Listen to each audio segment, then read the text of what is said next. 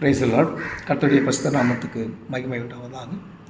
இன்றைய நாளுக்கான வேத வாக்கியம் 1 ராஜாக்கள் அதிகாரம் 21 வசனங்கள் 27 தொடங்கி 29 முடிய.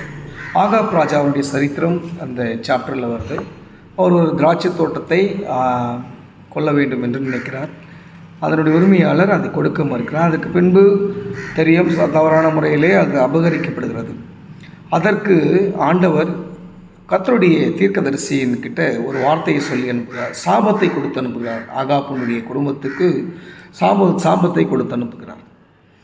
அப்படி அந்த சாபத்தை எடுத்துக்கொண்டு கர்த்தருடைய தீர்க்கதரிசி ஆகாப்பை சந்தித்து சொல்கிறாரு. அப்போது அவர் தன்னுடைய ராஜா அது எப்படி அப்படின்னு சொல்லி ஒரு பெருமை கொள்ளாமல் அங்கே ஒரு காரியம் செய்கிறார். அதுதான் இன்றைக்கி நம்ம கற்றுக்கணும். இந்த உபவாச நாட்களில் அது ரொம்ப கற்றுக்கணும். 29ஆம் வசனத்தில் அழகாக சொல்கிறார். ஆகாப் என்ன பண்ணார்னா, தன்னை ரெட்டுடித்து கொண்டு உபவாசத்தில் உட்கார்றாரு.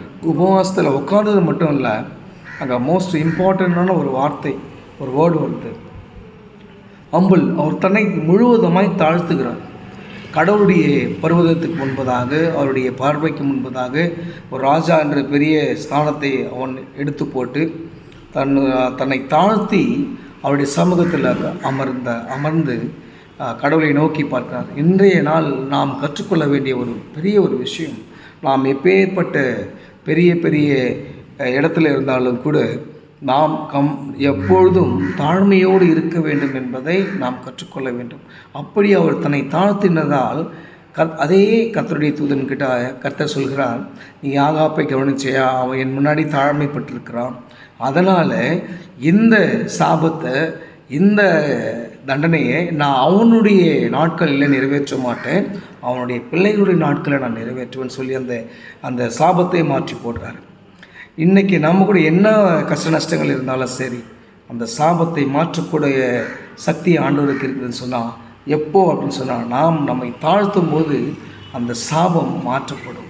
இன்றைக்கி நம்ம எப்பேற்பட்ட சாபத்தில் இருந்தாலும் சரி, எந்த பேர்பட்ட சூழ்நிலை இருந்தாலும் சரி, நாம் நம்மை தாழ்த்தி அவருடைய சமூகத்தில் அமரும்போது கர்த்தர் நம்முடைய சாபங்களை மாற்றிப்போட வல்லவராக இருக்கிறார். எனக்கு அருமையான சகோதர சகோதரிகளே, நாம் நம்மை தாழ்த்தி எல்லாவித சாபக்கட்டுகளையும் கர்த்தர் மாற்றுவார் என்று விசுவாசத்தோடு கடந்து செல்ல கர்த்தர் கிருபை செய்வாராக. ஆமென்.